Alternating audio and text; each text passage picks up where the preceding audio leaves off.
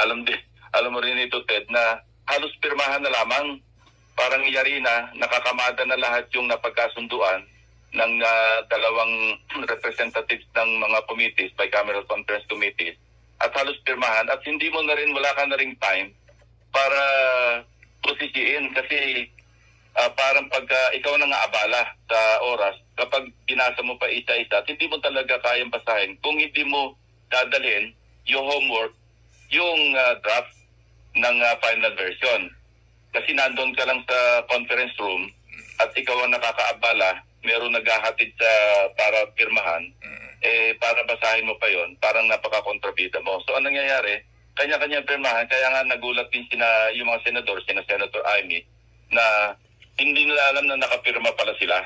Yun ang ibinuwelta sa kanila ng House na, teka muna, sabi mo, hindi mo alam, nakapirma ka naman dito na meron talagang